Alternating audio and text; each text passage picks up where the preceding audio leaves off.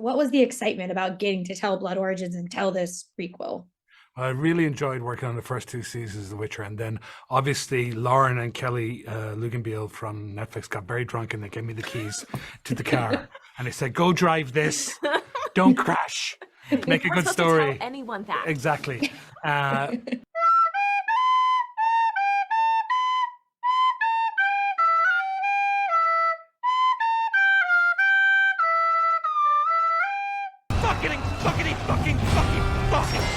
Just when I thought The Rings of Power was going to seal the award for Worst Fantasy Adaptation of 2022, Blood Origins stumbled along and told everyone to hold my beer. And while it may not have managed to wrestle that trophy away from Amazon, they certainly gave them a run for their money. I think it's safe to say that many fans, myself included, were left with a sour taste in their mouths after Season 2. There was very little attention given to Geralt. The show actively went out of its way to undermine the development put into Yennefer's character from the previous season, and the script was almost entirely removed from the source material. Along with the more recent news of Henry Cavill leaving the project altogether, let's just say viewers weren't particularly hyped for a post-Cavill Witcher miniseries. But Netflix clearly had tremendous faith in the show. So much that they ghost-released it on Christmas Day and hoped no one would notice this complete piss stain of a spin-off. It does feel a bit deceptive on Netflix slapping that label onto it because Blood Origins is as much of a spin-off to The Witcher as Kenobi is to the rest of Star Wars canon. Both simultaneously influence their respective timelines while contradicting everything else that was previously established on a colossal scale. Blood Origins is not just a mere byproduct of the mainline series, its plot in many ways is the causality for major events that happens throughout the course of The Witcher, which I will most definitely touch on, but before we get too far along, I just want to make it clear that the video will mainly be focused on how Blood Origins is inconsistent with itself and the on-screen universe it currently shares. Mostly because I think internal consistency should take precedence when presenting a narrative, but I've also only read the first two Witcher books, and have only played The Witcher 3 all the way through. My understanding of the source material is rather limited, though I will be referring to it at times when the show makes a drastic error that simply could have been avoided had they not deviated from the very thing that the creative leads are being paid to adapt to a TV series.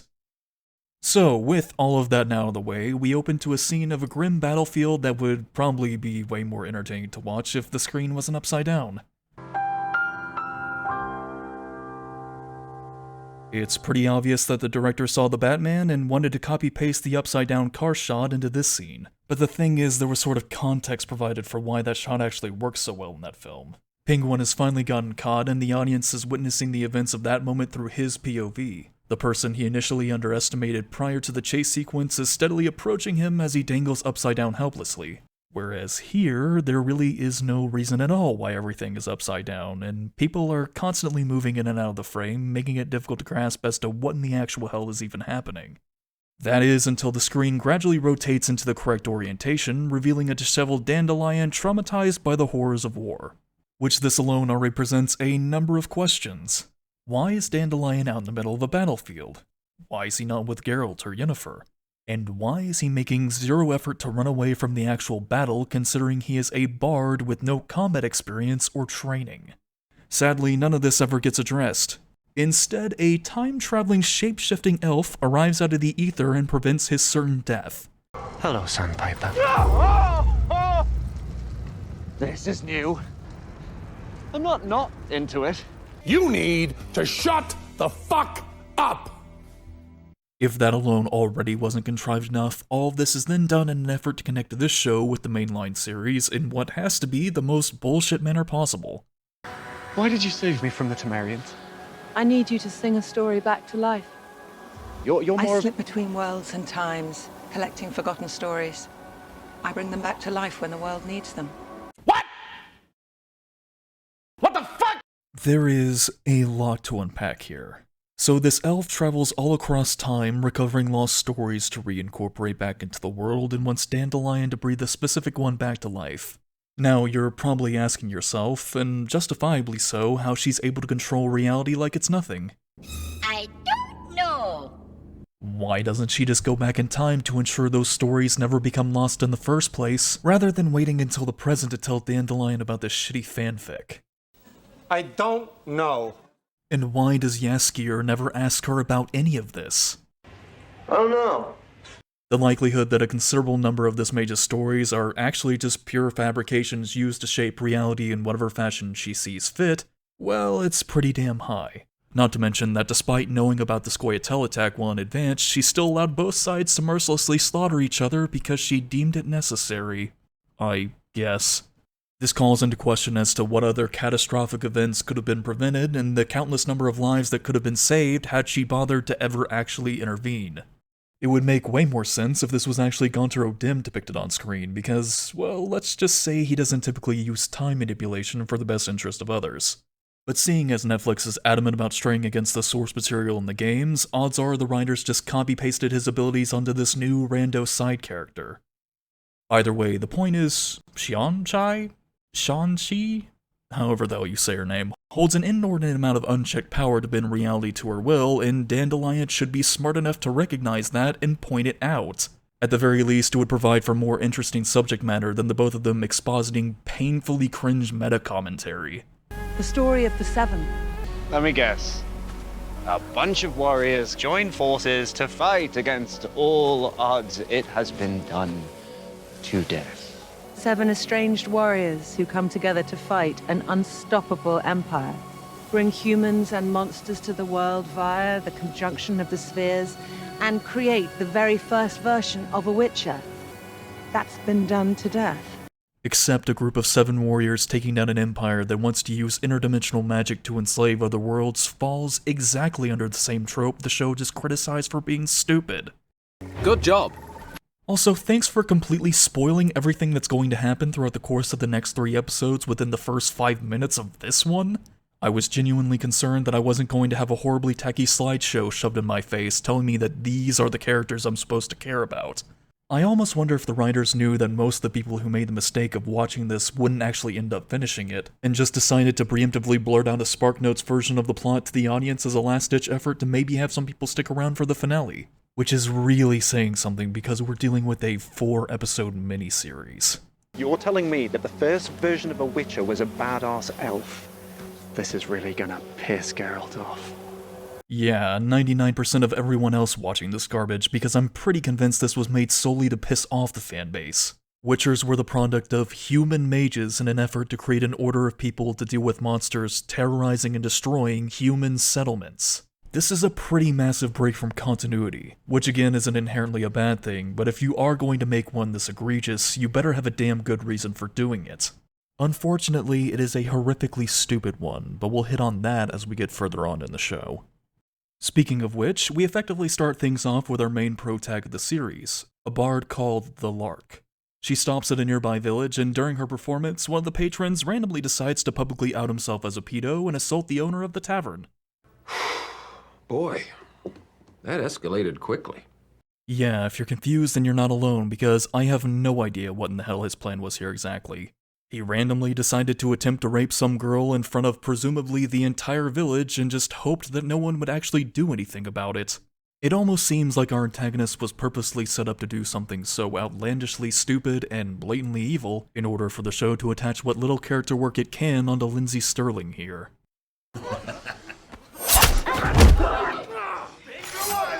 That's right, we discovered that she not only has a set of pipes, but a set of knives, and is not afraid to use them when the patrons get too unwieldy. This apparently upsets some pedo sympathizers out in the crowd, where she proceeds to single-handedly beat a couple of burly dudes twice her size in a bar fight, and takes the others out with the rest of her throwing knives, establishing early on that not only is she a renowned bard, but also a skilled warrior. A fairly odd combination of skill sets, and it's glaringly apparent just how stark the contrast is between Dandelion and Ayla.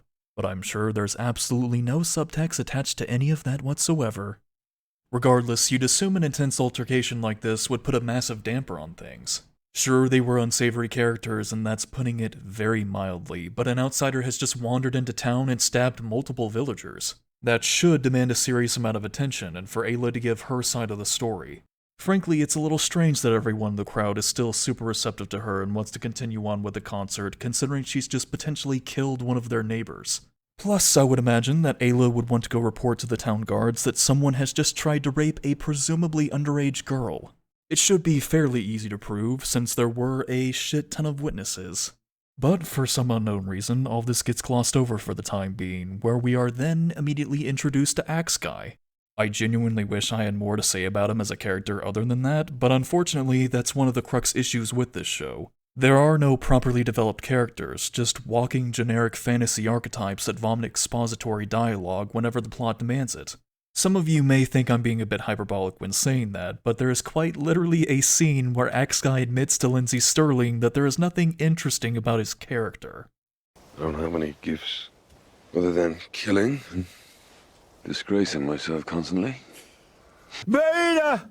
Still, our first glimpse of Axguy is a scene of him rescuing the princess from a group of mercenaries. Because it turns out the king of Zentrea decided to have the royal family parade through the lower district areas of the city despite knowing of numerous reports of potential assassination attempts.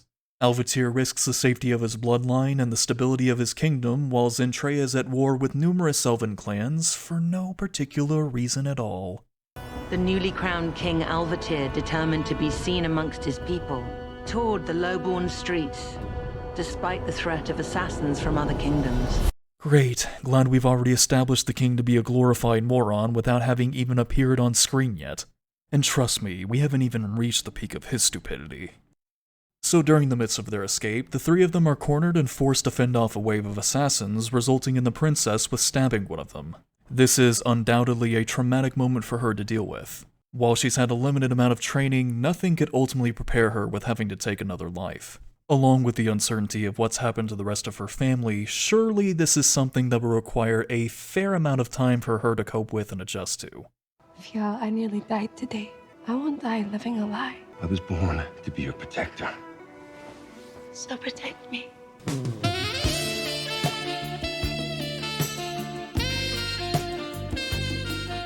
But why? Why would you do that? Why would you do any of that?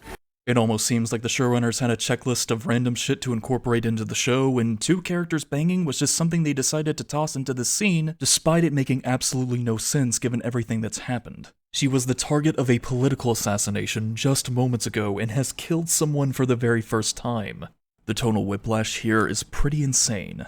Not to mention that evil Padme decides to reward the person who saved her life by pressuring him into having sex. Which is made even worse when discovering that Fjall is the one taking on all the risk in this scenario if the both of them are ever caught in the act. And it is extremely likely that they would be, since Axguy is the only person stationed outside her chambers for some reason, which would cause the rest of the guards to go on full alert if they ever discovered him missing. The fact that he's too much of a meathead to even consider this being a possibility sort of makes me despise his character even more. But the princess does all of this because she doesn't want to die living a lie. Though apparently not enough to make any effort to prevent Axguy from getting dismissed from his post and exiled from the kingdom whenever they actually are caught. So this means she either manipulated him into casual sex over the cost of his livelihood, ridding DogClan of their most competent and experienced warrior, or evil Padme is bafflingly stupid. Later on in the episode, however, we then cut away to the king and evil Padme having a chat in her chambers, where she is just so distraught over the news of Axguy getting banished. I could be of use to you, you know, as an advisor. The generals and majors would eat you alive. Now that your little indiscretion with Fial has been taken care of, it's time to look to the future. The king of Prussia is a widower. Of course. Whatever you need to achieve peace. So just to be clear, she is upset that she's going to be made queen of an entire realm where she will be able to carry out whatever scientific or magical experiments she wants, instead of being incredibly restricted as an advisor to her brother. And on top of all the immense political power she will inherit from this marriage, it will also procure peace with the other elven clans they are currently at war with. Her reaction to this news would make a little more sense if she was still furious with her brother for having destroyed the livelihood and potential future she could have had with Axguy, but evil Padme sort of forgets that he even exists for like 90% of this season. And factoring in that she is elven royalty, you would think she wouldn't be oblivious to the reality that she will inevitably be married off for political reasons. The world building for this show is laughably inept. It has all these different pieces and characters scattered all over the table, but not the slightest clue how to put any of them together, creating an unholy slop of plot holes, contrivances, and nonsensical character motivations. And speaking of character motivations, we then jump back over to Lindsay Sterling explaining to Tavern Girl that the reason she became a traveling bard is because she wanted to. My sword master had a key harp on her wall. I fell in love with it. And so, I became a roving bard. Well, no fucking shit! Very profound, I know, but what can you expect from a show with a main character who's as interesting as an IRS audit? Loyal bodyguard to King Medea and the royal family of Prussia. So you must know Lady Catelyn of the Knives, then? She's my mother. What? Why would a child living in some remote village on the outskirts of Sintra know the name of some royal bodyguard of a completely different kingdom? Despite there being a slew of realms scattered across a vast continent, everyone, for the most part, just seems to know everyone. It made sense as to why so many people knew who Geralt was due to his exploits and Dandelion songs, but for a child who more than likely has never traveled outside the confines of her village to know the name of a Prussian bodyguard who just so happens to be Lindsay Sterling's mom, that is a bit of a stretch. And maybe I wouldn't find this dialogue so frustrating to listen to if the show didn't expect me to give a shit about how significant this rando, non-canonical side character supposedly is, despite having no direct impact on the plot whatsoever and never at any point appearing on screen. Blood Origin's concept of world building and characterization is just to info dump someone's entire wiki page during dialogue, hoping that will be enough to actually keep viewers invested. And during the rare moments when conversations are being dictated by exposition, the writers have to beat the audience over the head every 30 seconds about just how amazing their pro-tags are. They say you killed a 4-score of Empire assassins sent to kill you in Innishdove with just your bare hands and teeth. You're telling me that the first version of a Witcher was a badass elf? You bring so much hope to this world. I've seen it. Let's just say I'm one. For a good story. I think that you might be the start of one. I can't take it anymore! I just want to die! Needless to say, the show has all the subtlety of an air horn, and that is only further reinforced with this next line. I wish I had a calling for something like that. All I have is a sickness. I have visions, fits. The people in the town are scared of me. I love how casually the show tries to pass off Tavern Girl downplaying her ability of reading the motherfucking future. Oh, there's nothing special about me. I can just transcend the space-time continuum and see everything that will come to pass within the known universe. It's just so clunky, out of left field, and obvious to everyone watching that this will be extremely important to the plot moving forward. Shit. Why do arseholes always go running to town guards when they get their asses kicked? Well, maybe it's because you're an outsider who wandered into town and stabbed people. There would still be villagers who would report you to the town authorities regardless of whether or not you were justified for doing so.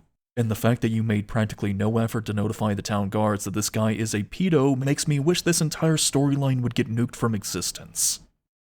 However, she is immediately thrown in jail and conveniently introduced to Axe Guy. The name's... Bill Stoneheart, son of Osper.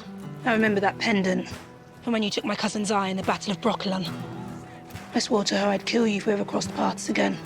So, just to make sure I'm getting this straight, two of our main characters are introduced to one another because they both managed to wander towards this extremely remote village within the same time frame of each other, commit serious enough crimes to get locked up, and get thrown in the same cell together. Nor should we neglect that the guy Lindsay Sterling is locked up with just conveniently happens to be the very same person she swore an oath to kill for taking her cousin's eye in battle, and that the only reason she refuses to kill him on the spot is because he told her to relax. Relax. My dog clan days are done. Had any of these variables leading up to this moment even been slightly altered, or had Lindsay Sterling not been arbitrarily held back from acting on her motivations, the plot would have a much different outcome. But this exchange is also further damning on Lindsay Sterling's character because she is willing to kill a potentially innocent man simply for having fought in a battle. And from what we learn later on about all the heinous acts she's committed in the past, she's in no position to be morally condemning anyone over anything. Moving on though, the two of them then continue to chat about stuff that the audience already knows. How did the son of mighty Osfar fall so far? Easy. Fuck the princess. Horse shit. You had to be on a pike rotting over the city gates. I'll embarrass the crown. Better I be stripped of my clan and banished in silent disgrace. I forgot to bring this up earlier, but it is actually incredibly bizarre that Axe Guy wasn't secretly executed for sleeping with the princess. Wouldn't leaving him alive to go around bragging about it to others potentially jeopardize the king's chances of marrying her off to secure peace? That's a pretty risky gamble to take for someone who supposedly dishonored his entire clan. While Axe Guy's head definitely shouldn't be on a pike along the city walls, it also shouldn't be left attached to his shoulders. Though none of that particularly stopped him from getting put on the chopping block on his own anyways. I remember that when your head rolls so bloody stop in the mud. And you, your freedom's been bought. A bit weird that he's so cavalier about openly admitting to having taken a bribe. The whole point of it being considered hush money is that you're not supposed to go around screaming about it from the rooftops. Maybe they were just trying to bait Lindsay Sterling into handing over what she made from the bar last night? Whatever the case may be, we never get to find out, because she then decides to start a fight with Axe Guy seemingly out of nowhere.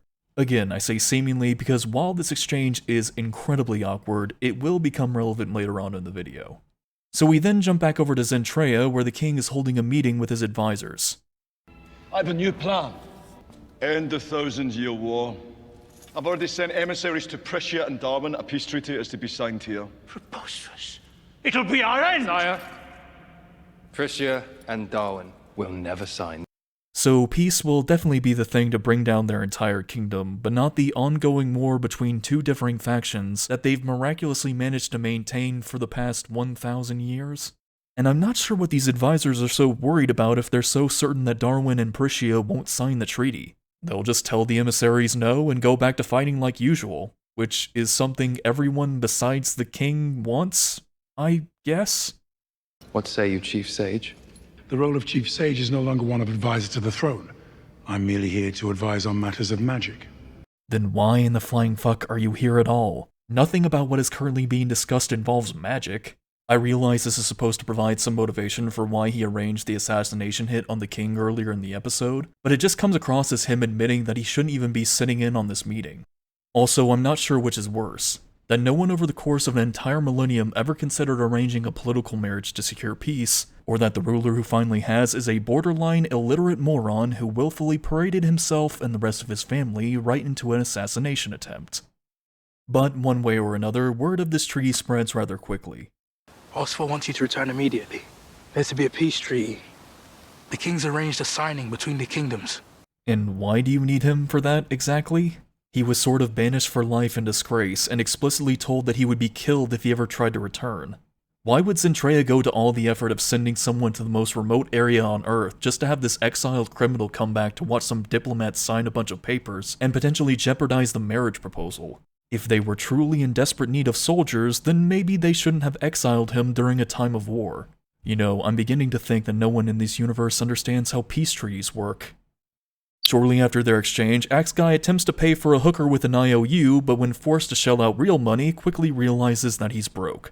That's right, it turns out that Lindsay Sterling somehow snatched his pendant off him during their fight in the cell.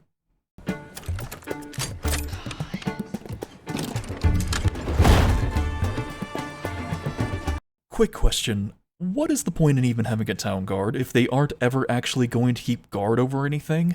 I guess any prisoner with the knowledge and means of lockpicking can just break out and waltz around the village like a total asshole. Keep in mind, we are talking about an area consisting of maybe 5 to 6 wooden huts max. It's not like they'd have to search far and wide if they ever did discover her missing. But instead of leaving the town that is planning on having her executed, Lindsay Sterling decides to go back to the very same hut where she was arrested the first time, only to find her sister there waiting to deliver the same bit of exposition that was just relayed to Axe Guy. Mother sent me to bring you home. Your king's traveling to Zentrea to sign a treaty. We need your skills. For this being a 4-episode miniseries, it somehow manages to waste so much of the runtime layering coincidences on top of coincidences, all while bogging down conversations with information that everyone watching already knows. It leaves very little, if any, room at all for the characters on screen to actually be characters, because the script has chosen to relay information in the most mind-numbingly redundant and impractical way possible.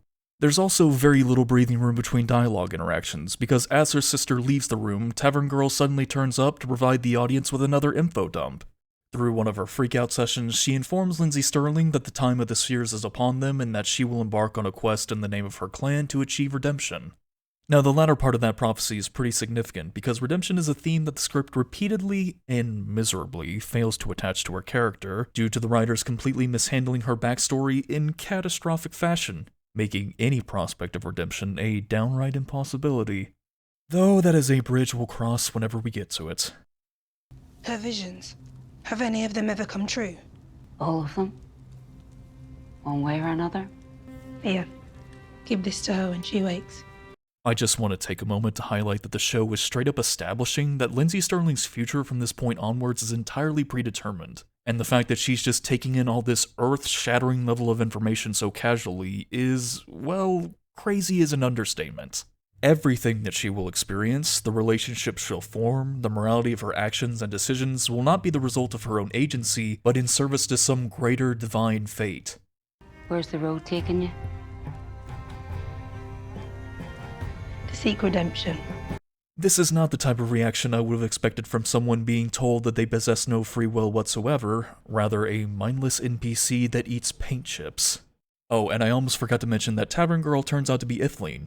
You know, just a minor side character in the books and games who has a damn prophecy named after them because she predicts that Ciri will bring about the apocalypse. But I'm sure her cameo in the show will have no long-lasting consequences moving forward for the rest of the mainline series. Still, at the very least, you would assume that Lindsay Sterling would tell her sister about the wild fortune-telling trip session she just experienced, but that subject gets dropped nearly as hard as Warrior Chick here does. Show yourself, you fucking bastard! Oh, hi, Mark. This may technically not be the worst fight scene in all existence, but the level of incompetence proudly put on full display here still made me question my life decisions all the same. They have bows and the element of surprise. There is no reason for them to give up that advantage, except to, in predictable fashion, have all the assassins attack her one at a time rather than as a group. Also, where the hell are the rest of the villagers or the town guard?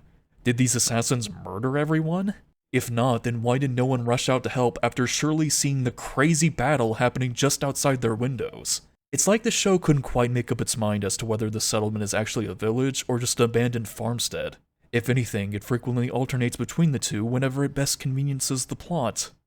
But because Lindsay Sterling is immune to any actual damage for being a main character, she's able to flawlessly slaughter off the whole slew of them before getting some unexpected backup. That's one fucking bandit. You are a fucking idiot. X-Guy has a really weird mix of things going on, where he is simultaneously a victim of his own stupidity, but also protected by crazy plot armor. Because aside from having saved the princess at the very beginning of the episode, every single decision he's made to this point has been phenomenally stupid, but miraculously none of them have gotten him killed. Why would he have any incentive to save her? She attempted to blind him and stole his pendant, which Lindsay Sterling feels so guilty for doing that she immediately runs away from him when confronted on it.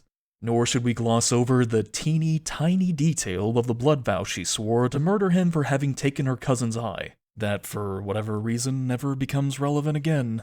Much like the Rings of Power, Blood Origin suffers from the same crippling issue of characters just forgetting what their motivations are, and/or specific plot points entirely. And I cannot think of a more egregious example than this redheaded stepchild of a scene. Centraean Army, 5th Column. I know her. She's a cavalry captain in the Prussian army. The Darwinish infantry dagger. It turns out that these three factions want to continue fighting each other so badly that they are willing to set aside their differences to form an alliance, negating the whole point of being against the peace treaty in the first place. See, now that's some bullshit. If you're hoping that all of this will eventually make sense later on, I can assure you it doesn't. In fact, it only gets worse. Why are soldiers from 3 kingdoms at war working together to kill us? The treaty. Neve came to tell me about a treaty. No. I was sent for too. That's the armies. They're finally making a move against the monarchies. What? Bro, what are you talking about, man? So their plan for preventing clan warriors from attending this peace treaty was to send a whole detachment of assassins towards this village out in the middle of nowhere, all just to kill off a couple of exiles, one of which wasn't even planning on heading back for the peace treaty to begin with. The kings arranged a signing between the kingdoms. What will I tell your father? Tell him I'm too busy dying, forgotten and unspoken. But there is a whole other layer to this shit sandwich because a ton of clan warriors turn up at the ceremony anyway. In fact, the conspirators' whole plan is contingent on everybody being present at the meeting, because once again, the reigning king of Zentrea, who has miraculously managed to maintain this war for God knows how long, is incapable of considering the possibility, or even recognize in the moment that he's walked directly into another assassination attempt.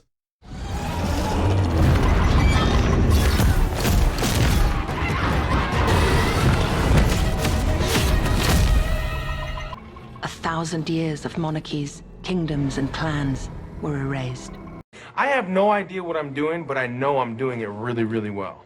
Yeah, so I guess this bullshit is something that Chief Harfoot here can just do now, apparently. He's capable of summoning interdimensional magic Cthulhus that can eviscerate anything and everything in its path, supposedly wiping out all the Elven royal dynasties in one fell swoop, leaving evil Padme the opportunity to take her reign as Empress of the new Golden Empire.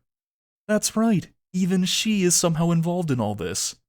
How did she go from being traumatized by having to kill someone in self-defense to suddenly committing without doubt the worst act in genocide in her nation's history and murdering off members of her own family? Why would wiping out a few noble families guarantee that their respective kingdoms would no longer exist? Wouldn't the remnants of these dynasties try to retaliate in some capacity? Why would evil Padme willingly throw away all the guaranteed political power she would have inherited from this marriage just to be empress over a realm that by all means should be in absolute shambles? Once again, it should come as no surprise that Blood Origin is pitifully unequipped to deal with any of these questions. The plot is constantly folding in on itself, even when trying to do the bare minimum of just setting up a conflict. But because the show was just bulldozing its way along, giving us practically no time to take in what in the actual hell has just happened, we then discover that Lindsay Sterling and Axe Guy end up getting delayed from reaching the ceremony in time due to a nasty storm and are forced to dock at some random town, where it's revealed that the both of them are now wanted criminals. Why the new Golden Empire are wasting all their time and energy in trying to hunt down two exiles after having just succeeded with taking the throne is beyond me. Especially since one of those exiles is evil Padme's love interest that she as Empress can pardon at any time if she wanted to. Unless not wanting to die having lived a lie was actually the lie all along, which wouldn't surprise me considering she has all the empathy of a serial killer. But even Chief Harfoot's reasoning for wanting him dead is rather shaky. What of Fjarl Stoneheart? He escaped our assassins on Inishtil, along with the Raven clan warrior, but we have elite troops scouring the continent as we speak. That's a heroic folktale waiting to happen. End them now. That's the dumbest thing I've ever heard.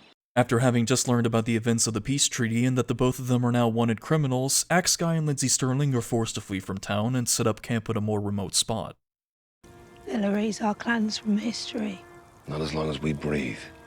Then we end them before they end us. How can we trust each other? By the blade. Normally I'd be more concerned about these window lickers potentially bleeding out while trying to give each other Hep C. But if we're to get really in the weeds here, the whole point of making a blood pact with someone is that you're supposed to trust that the other person is going to keep their word.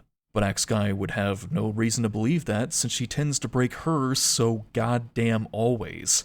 It also doesn't help that the whole reason for why he was exiled in the first place was explicitly due to him breaking his vow.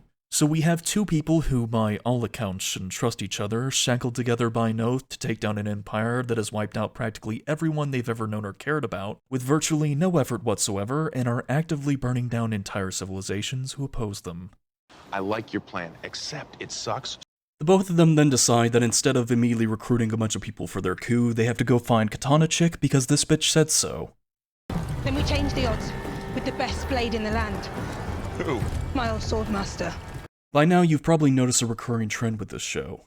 90% of the protags in Blood Origin are mainly defined by an object rather than who they are as people, because Declan DeBarra used his incredibly surface-level understanding of what D&D is to create these characters. Sintreya stole your tribe's sacred blade. This is your chance to reclaim Soul Reaver. Who knows where it is now? Your blade's with the other trophies in the palace. Funny you say that, considering you believed her entire tribe was a myth like an hour ago. Skiing. Last of the Ghost Tribe. Ghost tribe are a myth. Kind of a super weird thing to believe if you were aware that your clan kept the ancestral sword of the tribe that they genocided as a souvenir. Axe Guy either has selective amnesia, or he lazily tried to cover it up earlier and just hoped that Lindsay Sterling didn't know about Zintreya's crazy killing spree. But after an embarrassing Discount Matrix fight scene, Katana Chick agrees to help them because she is so one-dimensional of a character that she's willing to risk her entire life just to recover a sword. You would think her and Lindsay Sterling's back history together, along with the Golden Empire having a creature that can basically delete any living thing, would play more of a factor in her decision-making. But meanwhile, we do get confirmation that evil Padme is, in fact, When Solrith died, we turned on each other.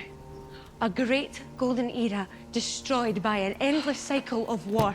and one my brother's treaty would have paused at best. You think you're Solrith? No, not while I remain Balor's puppet. What the hell are you even on about, you face-paint-huffing psycho? You've already turned on each other by carrying out undoubtedly the bloodiest coup in your nation's history. The King's Treaty was actually going to end the endless cycle of war that's been going on for the past 1,000 years. But I'm glad you decided to genocide everyone because you read a history book. Also, I love that our tragic anti-hero was too stupid to realize that maybe the person who can summon interdimensional magic Cthulhus at will, and who basically orchestrated the entire assassination, would hold more political power than her. Not that she ever really seems to suffer any major consequence as a result, since the show seems to completely forget that Chief Harfoot is the actual ruler of the Golden Empire towards the end of the episode anyways. I've taken control of the entire continent. And yet? It's not enough. These people will never accept me as their emperor. I'm lowborn. I need a power that only I can wield. One that raises me above any highborn, royal, or army. I'd imagine most people in Zentreia don't have access to an extraterrestrial being that can melt people on command. Pretty OP if you're asking me. Also, since when have you cared about what the masses would or wouldn't accept? You enacted a violent coup to overthrow the monarchy that, as far as we know, most of the populace probably supported at the time. It's weird that you would even risk appointing the only survivor of the royal family you just dethroned as empress of your new kingdom. Not a great plan. At the beginning of the next episode, we're introduced to Hammer Time, the most insufferable, but also unfortunately the closest thing resembling an actual character in Blood Origin. Because aside from adhering to the wildly original trope of being a mentally unstable chick with a hammer, she's also hunting down the elf that murdered her wife and believes that he might be hiding out at this random smoke lounge. The elf I'm looking for does everything for dwarven girls. Talisman of the One Eye. Never heard of him. You sure? Only he was seen here a few nights ago.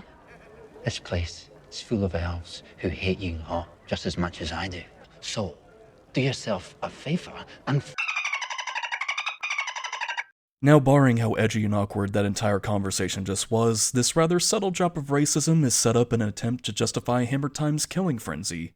I say attempt because, by her own admission, none of the people that she's pulverized into mincemeat have any connection to whoever it is she's searching for whatsoever. Don't worry, love. We'll find him. Which means that she broke into a private establishment and senselessly murdered God knows how many innocent people, all on a gamble that the guy that killed her wife might be inside because the doorman said some mean words to her. And never at any point does she ever express any remorse for doing so. Blood Origin somehow wants you to accept that this is supposed to be one of the heroes of our story. Oh, but she's so quirky and insane, tee-hee, isn't that adorable? No, not really. Not when it completely obliterates what little semblance Hammer Time had as a character. She's just as evil, if not more so, than the elf she's trying to hunt down, which could have been salvaged if the show ever had Hammer Time reflect on the mountains of bodies she's piled up in her pursuit to secure some peace of mind, but the creative leads are completely incapable of following even the simplest idea to its most logical conclusion, which is only further undermined by how inconsequential her arc is to the plot and the fact that it all gets resolved well before she even joins the group. Come to think of it, I'm not entirely sure what Hammer Time even offers the plot at all, other than allowing people to hang out in her discount hobbit hole. But we'll have to stick a pin in that one for later, because we then jump back over to our gang of revolutionaries. They're searching for some coin in order to recruit their army of sellswords, so naturally they resort to bank robbing, because nothing screams how morally just you are by stealing from innocent people and giving that money to cutthroats who would definitely betray you at any moment if offered more money. I guess going around to towns recruiting disaffected peasants to join their cause is too bold of a strategy, so they instead decide to hit up this shining metropolis of 6 buildings. Where is everyone? Probably took to the forest after the coup. What do you mean, where's everyone at? That's probably 70% of the town just right there, chilling out in the street. The fact that this place even has a bank at all is kind of a miracle, let alone being the towering fortress of steel that it is. We approach from the tree lines. Avoid the main street. Who are you worried is going to spot you exactly? The bank with no guards, the handful of people who still live here, or everyone else who has abandoned the town after the coup? I feel like the more relevant conversation they need to be having is how they plan on transporting / getting away with the actual money. Because if there are guards posted inside, that's going to present some problems. Or, well, it would, except they quickly discover that the bank has already been robbed and that all of this was a setup as a trap by the new Empire. What's that? You want to know how the Empire knew that the three of them would show up to this specific settlement, which is effectively a ghost town, and attempt to rob this bank? That is a great question. Anyways, after needlessly sending half of their detachment to their deaths because of our protag's insane plot armor, they resort to locking the doors and burning down the bank. I guess that plan was just so damn good that they thought it would be too unfair to use as their first option. I swear it's almost impressive just how quickly the Golden Empire has reached the First Order levels of incompetence. It's dwarven steel. So is this. Now, this isn't necessarily a plot hole, but it is sure mighty convenient that the sword Katana Chick is carrying just so happens to be made of dwarven steel, and is sharp enough to cut through the lock that would have otherwise ensured them getting burnt alive. They would have been a little screwed if the bank decided to make the lock out of the same material they used for the vault doors. But the three of them miraculously managed to escape, where we then jump back to evil Padme. As she's walking through the halls of the castle, someone tries to shank her, but ends up getting dropped by Minnie Zuckerberg. I'm going to assign one of my most trusted lieutenants as bodyguard. No. No, this one. She'll be my protector. The show is doing that infuriating thing again, where it forgets who actually holds political authority here. By Chief Harfoot's own admission, he has become the most powerful man in the continent, so by that standard alone, she's really not in any position to be dictating anything. Even the narrator at one point sets up that evil Padme believes that he's going to have her killed whenever she no longer proves useful. One wonders why. When did this famine start? I have no idea about the world outside of these walls.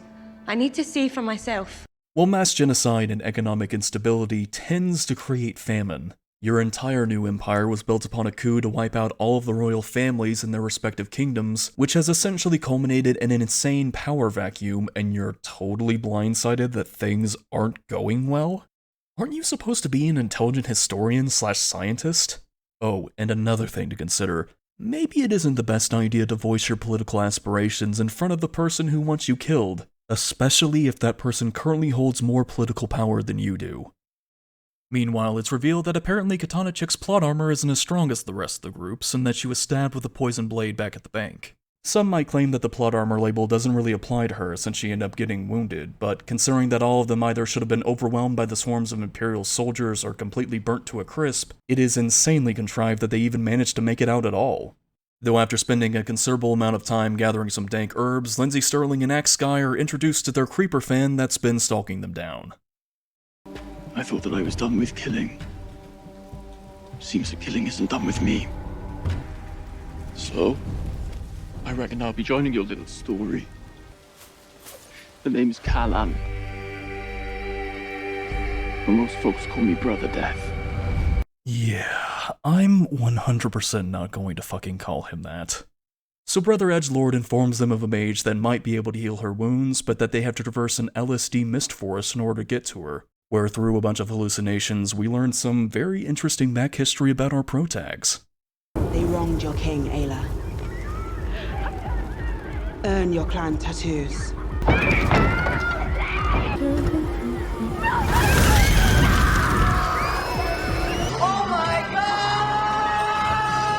Oh, you're seeing that correctly. Our lovable girl boss, who just in the previous episode morally condemned Axe Guy for having the audacity to participate in a battle, passed her initiation to become a protector by burning a bunch of innocent children alive. I sure am glad that out of really everything else that exists within the Witcher universe, Minnie Driver traveled all across time and space to tell us about how morally upstanding and badass this child murderer is.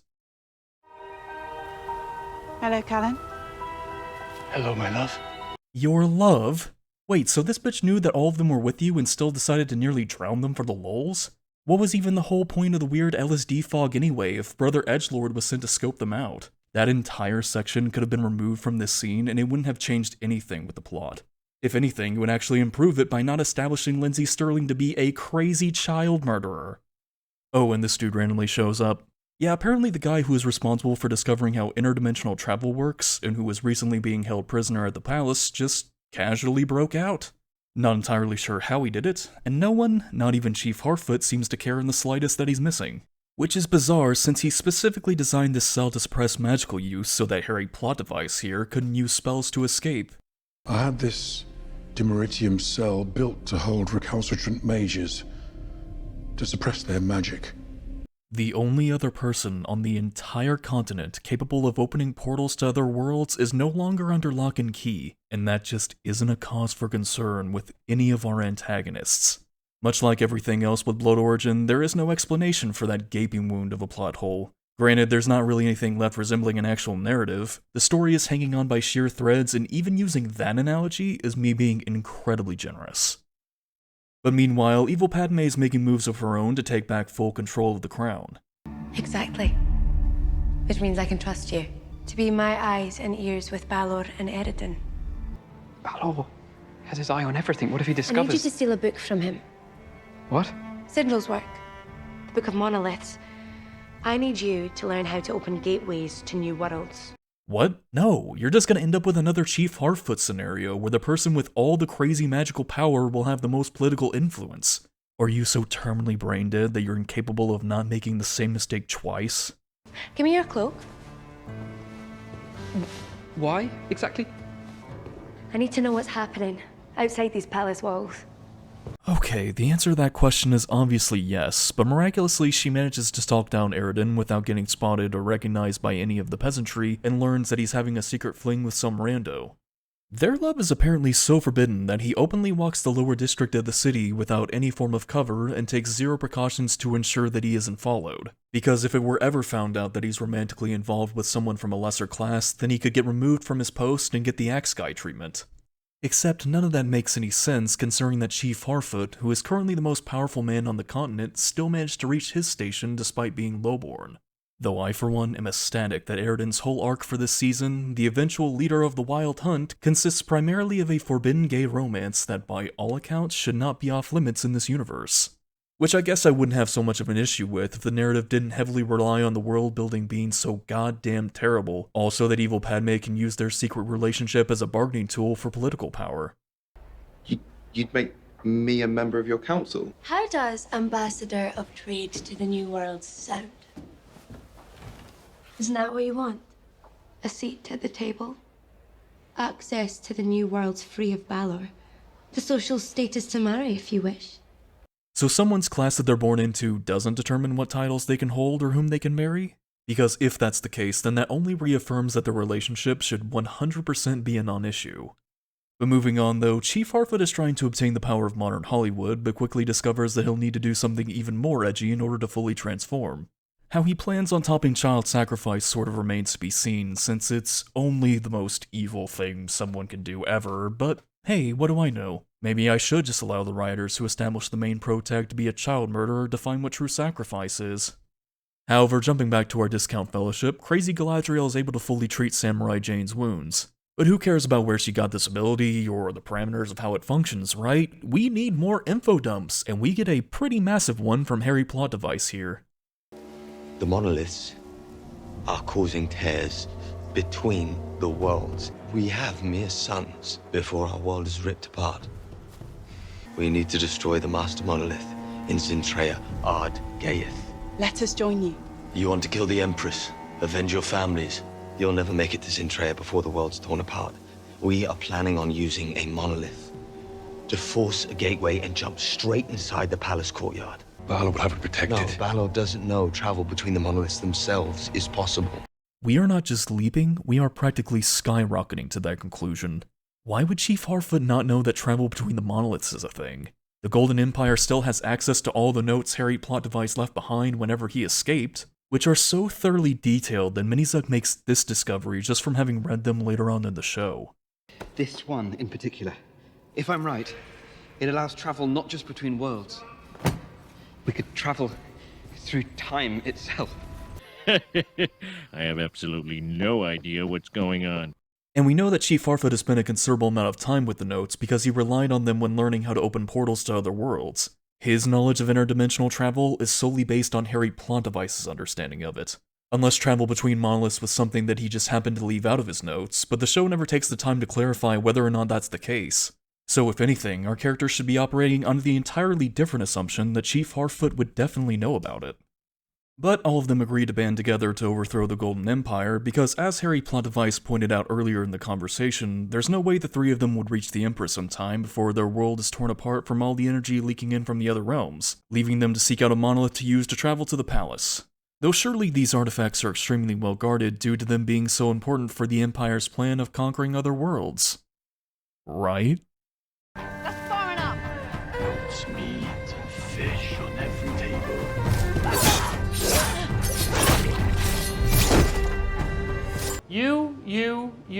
You the most, you the second most, and you're useless.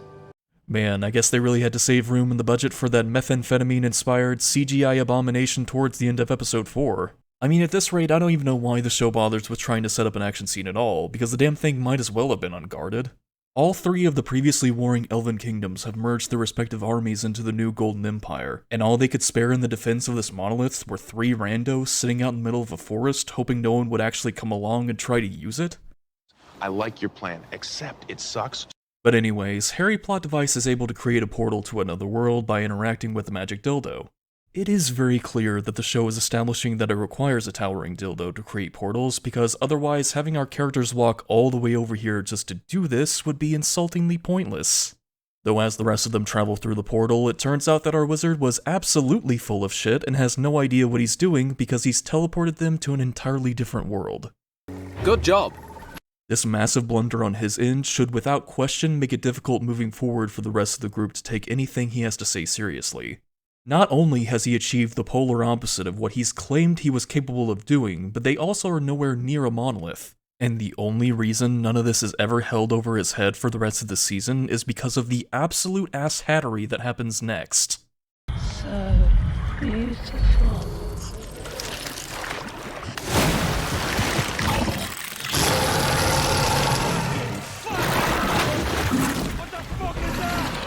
Naturally, Lindsay Sterling has to outshine everyone else as being the biggest idiot of the group, and Jesus H. Christ, does she certainly rise to that occasion.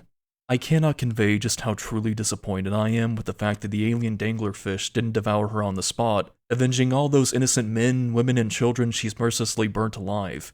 You know your show has a bit of a morality problem when the interdimensional man-eating monster by default is less abhorrently evil and easier to root for than the main character of the series.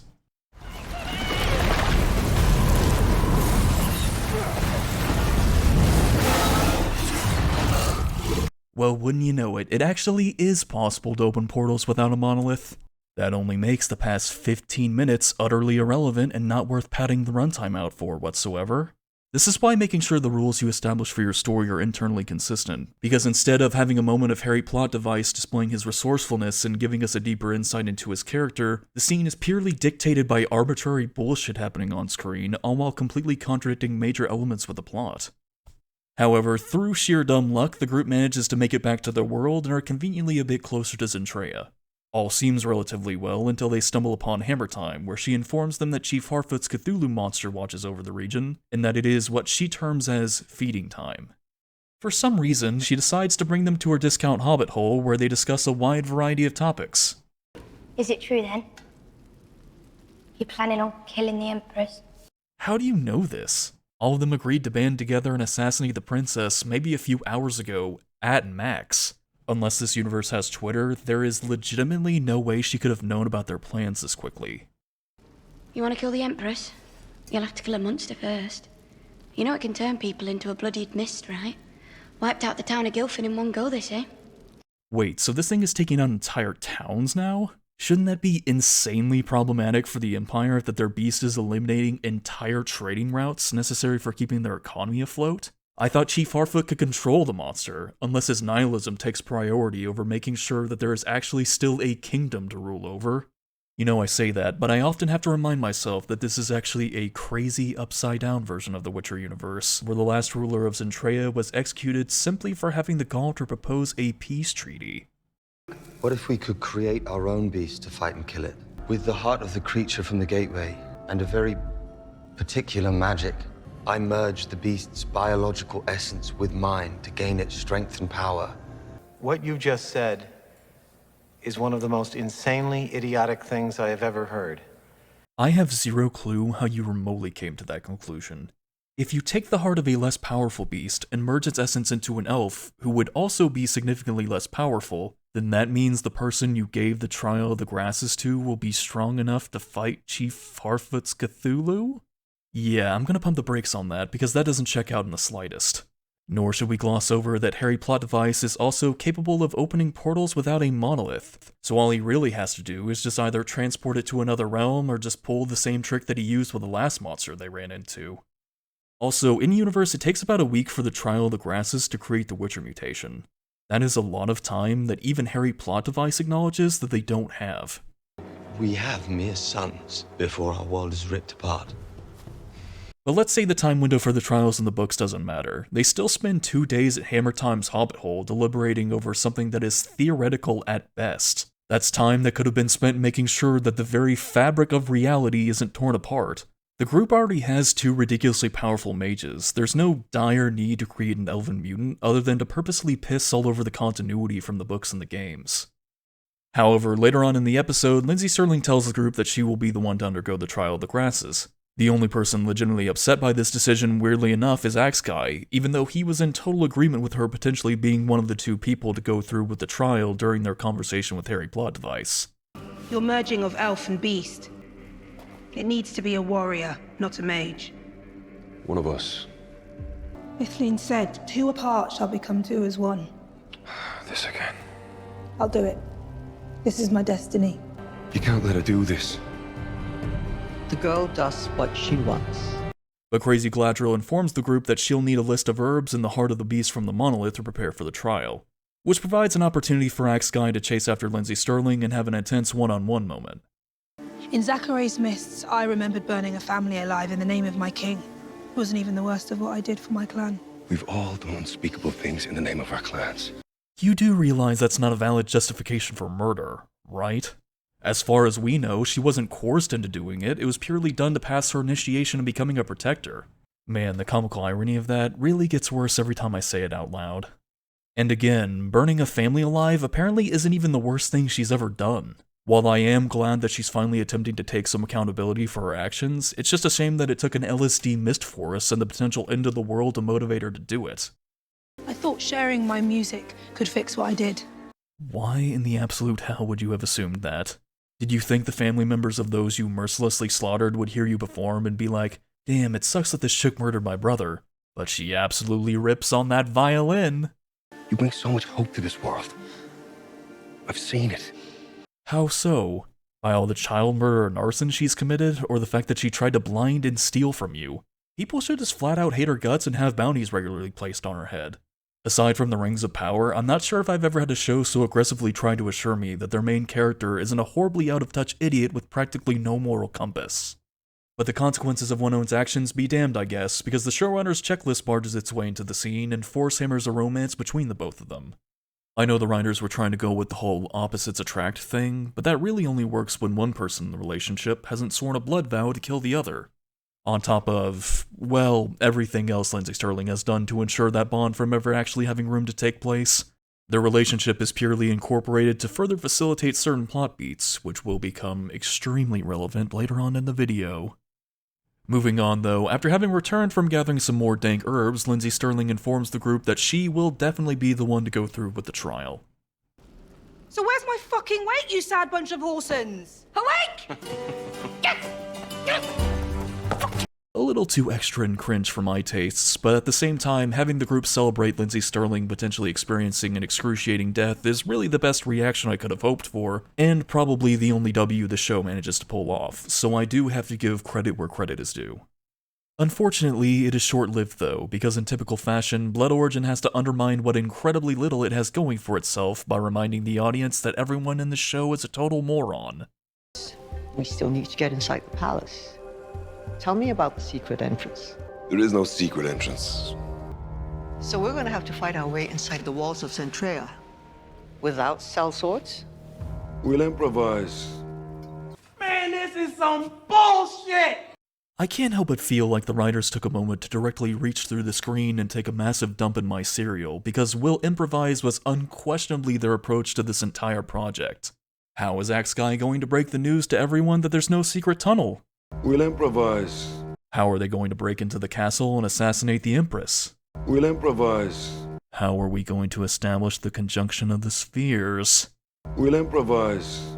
Improv belongs in certain things like stand-up or blues and jazz, not in a prequel series that massively influences the Witcher timeline and sets up major in-universe events. Every time I think I've suffered the last fool, another lands in front of me.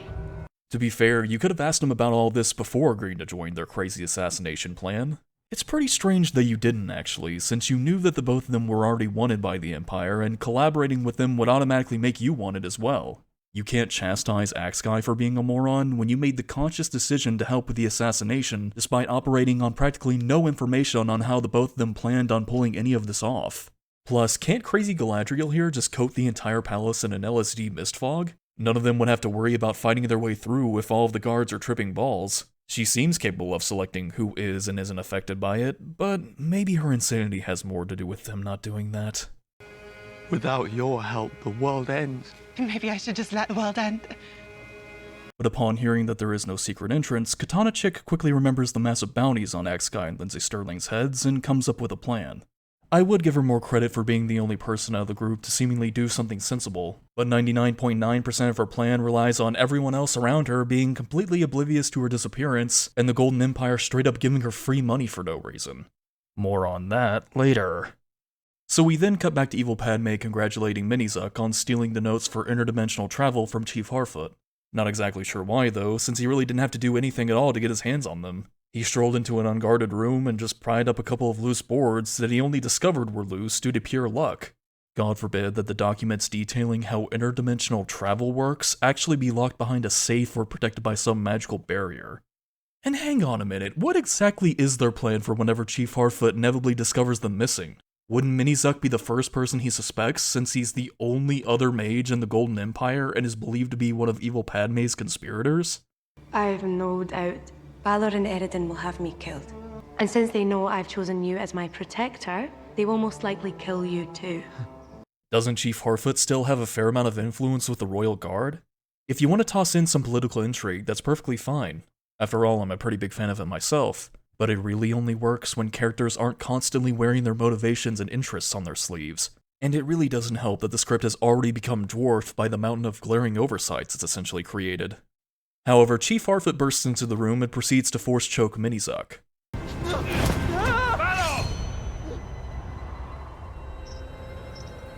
Do it, and she dies. Holy Christ, are we seriously going to have our overpowered mage just conveniently forget that he can cast spells after having just popped off a whole string of them 30 seconds ago? It is aneurysm-inducing just how retarded it is that all it took to depose the most powerful man on the entire continent was to just threaten this random minor side character that Chief Harfoot really didn't seem to give a shit about until this precise moment. Supposedly, Blood Origin was originally slated to have 6 episodes, and it really becomes super obvious during moments like this, because relationships that are never actually established on screen will suddenly get dropped into a scene from out of nowhere, all for the sake of facilitating the plot. There'll inevitably be people who will try to use the show having a shortened runtime as a shield from criticism, but this is only part of a much larger issue. With any adaptation, you use the source material as your foundation, and when necessary make the appropriate alterations in order to convey the most coherent story possible. But the showrunners with Blood Origin did the polar opposite. They actively went out of their way to avoid using previously established material, so much to the point where their glorified hate fiction created a storyline practically hemorrhaging plot holes and insane contrivances at every turn. Sure, incompetence plays a role in all of this, but creative bankruptcy and contempt for beloved intellectual properties tend to go hand in hand with modern Hollywood. Speaking of which, we then jump back over to Hammer Time's Hobbit Hole, where we discover that Axe Guy has decided that he will actually be the one to undergo the trial of the grasses. And as is to be expected, everyone in the room mutually agrees that if anyone in the group is going to be spared from a potentially slow and agonizing death, it should definitely be the child murderer. Oh, I'm not letting that one go, not for 1 second. The audience had to sit through Lindsay Sterling's whole diatribe about how her becoming a Witcher and killing an interdimensional Cthulhu somehow magically atoned for all the innocent people she's murdered, only to get cockblocked out of taking that moral accountability. If there is any consistent theme to take from Blood Origin, is that it's totally okay to be a terrible person so long as enough people like your music. But either way, we're then subjected to this clunky portrayal of the Trial of the Grasses. The whole process basically consists of drinking a couple of potions and having a black magic blood transfusion, which maybe lasts for 5 to 10 minutes max until he magically turns into a Witcher. Just to contrast that with the actual trials from the books and the games, they were a week-long process of experimental injections that often resulted in seizures, vomiting, and wild bouts of madness, with the most likely outcome being death because only 3 to 4 out of 10 students would actually survive the trials. And to put this into even further context, Axguy ends up becoming the first ever Witcher by sidestepping the vast majority of those stages, and luckily survives something that has, up until this point, never even been tried before. This is why I don't primarily classify Blood Origin as being a spin-off, because for how egregiously the show deviates from the source material, it simultaneously insists on cramming its copious lore changes into the mainline series. It is not a byproduct, it is a deconstruction of a universe that the creative leads despise so much, to the point where they're willing to let someone like Henry Cavill walk away from the project altogether. I'm a big fan. Yes. I'm a big fan. Yeah. So do you correct people? I don't necessarily...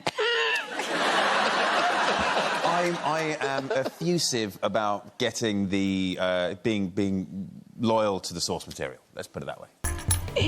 If you fell into a bucket of tits, you'd come up holding a cock. I have a bone to pick with you. Yeah. You ran on set and asked a particular cast member to say, by the way, these are Declan's words, not mine, if you fell into a bucket of tits, you will come up holding a cock.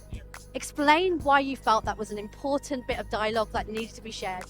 Anyways, getting back to this train wreck, after having a brief chat, Axguy convinces Lindsay Sterling to bang on Hammer Time's couch. Because everyone knows nothing quite get women in the mood like watching their boyfriend get borderline demonically possessed and injected with alien anglerfish centipede blood.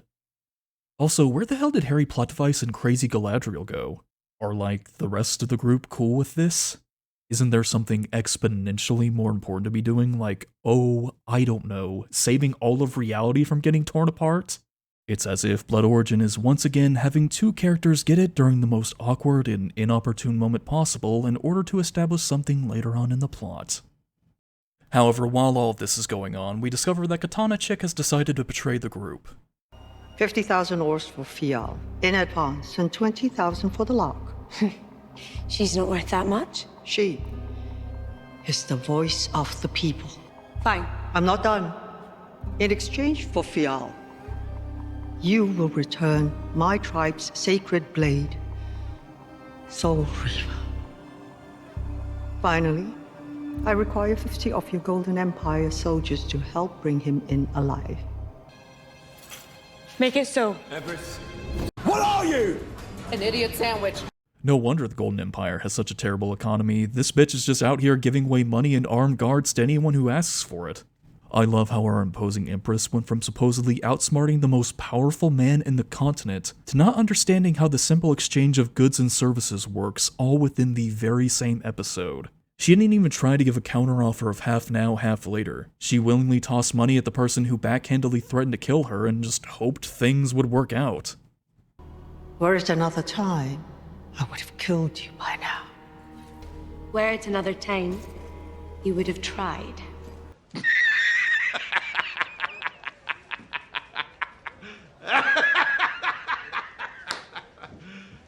You serious?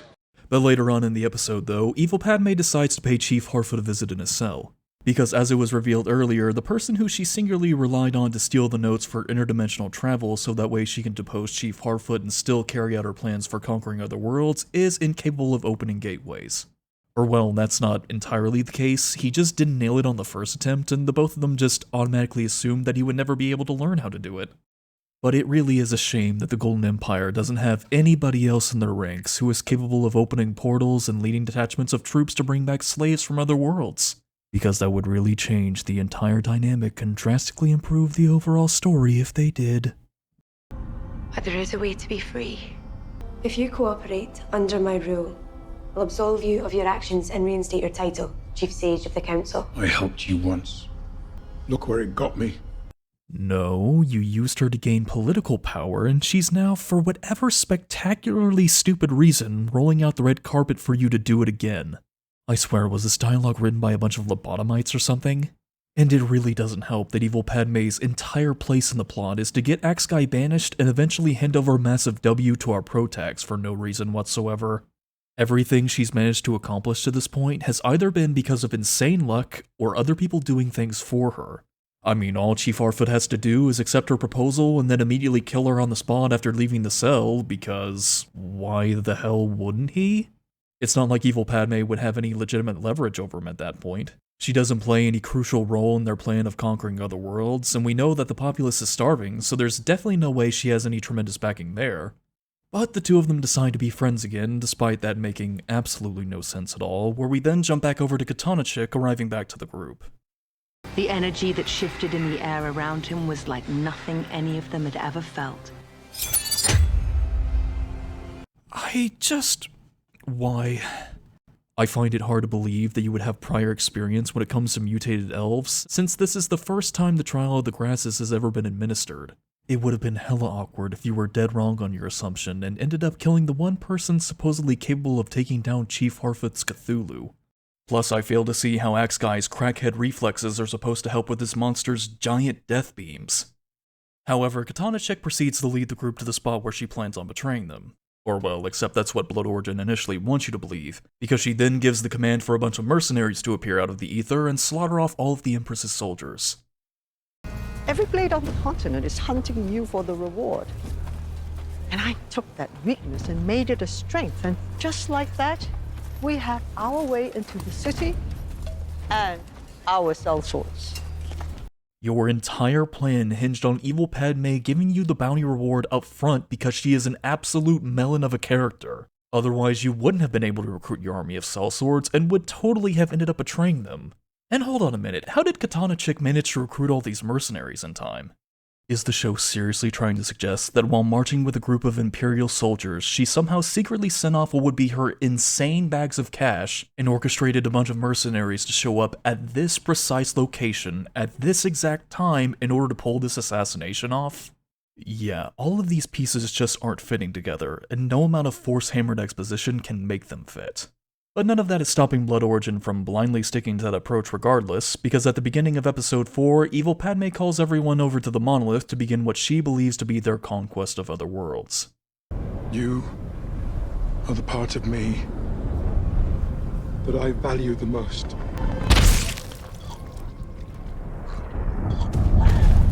Name of all the gods. I gave you everything you wanted and still you betrayed me. Wherever this takes you, will you burn for all eternity?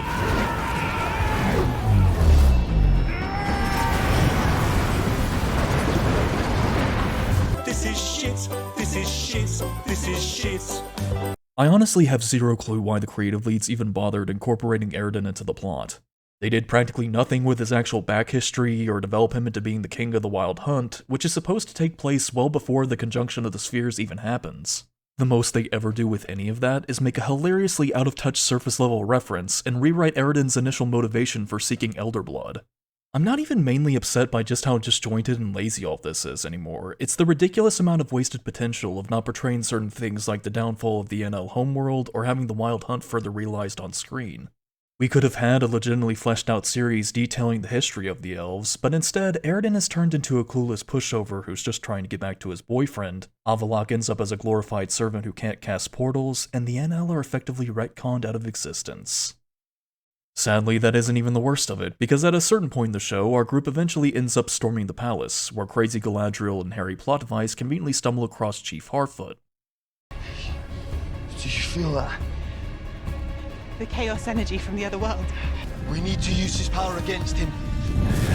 I'll merge my power with his chaos energy to shatter the monolith. So despite Harry Plotdevice having the ability to open portals without a monolith, the show seems very adamant that the existence of these monoliths is what's ultimately creating tears in their world, and that they have to destroy the main one in particular to prevent all of reality from getting torn apart. We're going to stick a pin in that bit of information for now, because it will become astronomically important later on. However, while the both of them are attempting to destroy the main monolith, Axe Guy ends up hulking out and squares off against Chief Harfoot's Cthulhu. The fight seems to be evenly matched for some weird reason, until Axe Guy pulls this maneuver out of his ass.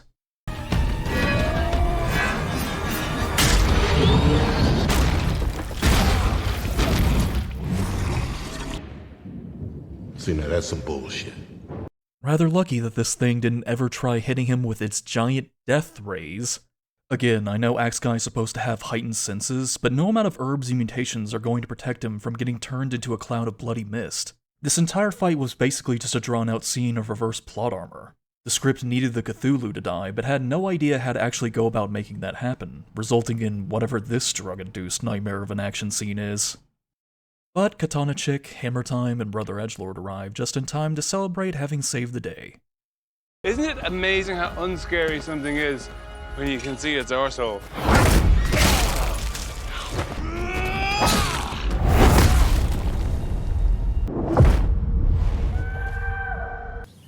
I gotta tell you, it was perfect.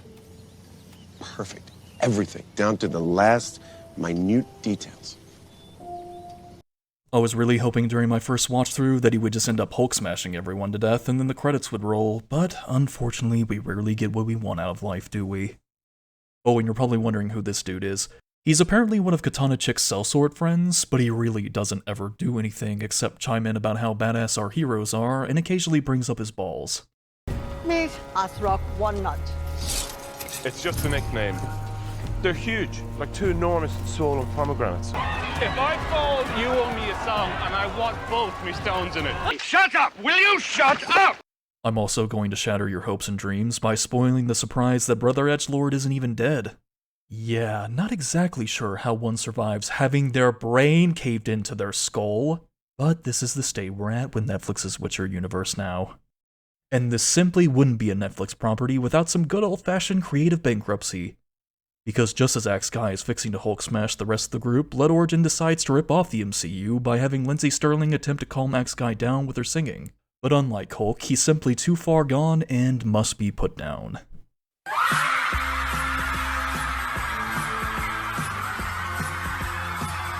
Normally when a protag undergoes an arc, they end up in a much different place than where they first began their journey. But with Axe Guy, he basically went from being a victim of his own stupidity all while being encased in plot armor, to being that same victim, just without the plot armor. Having him undergo the trials was catastrophically pointless because all the group had to do to deal with the Cthulhu was have Harry Plot Device teleported to another world. He's witnessed with his own eyes that this is definitely something Harry Plot Device can do. So Axe Guy never bothering to suggest that option and choosing to go through with the trials anyways is an act of stupidity, not ignorance. Good job. However, we have finally reached the climax of our story. To those of you still watching, you are absolute troopers for having it made this far, because I know the show has been quite the mountain of sludge and sewage to climb. But I'm going to take just a couple of seconds to prepare you in advance, because there are no words in the English, or really any language for that matter, that can truly convey just how celestially retarded this clip you're about to watch is. There's still time to turn away, but know that once you open that Pandora's box, none of those brain cells that you'll inevitably lose are coming back. Though with all that said, I'll give you a moment to make your decision. Alright, but you can't say I didn't warn you. What are you doing?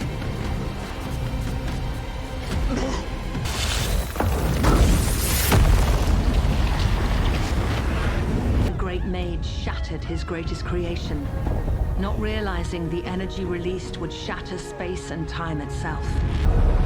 This was the conjunction of the spheres. No! God, please, no! No! No! The arrival of monsters, humans, and chaos magic into the continent all happens because these two chucklefucks achieved the complete polar opposite of what they thought destroying the main monolith would accomplish. We have mere suns before our world is ripped apart. We need to destroy the master monolith in Zintrea Ard Gaeth. We need to use his power against him. I'll merge my power with his chaos energy to shatter the monolith. The great mage shattered his greatest creation, not realizing the energy released would shatter space and time itself. Which effectively makes the both of them directly responsible for the countless number of innocents that will end up getting devoured by monsters until the end of time.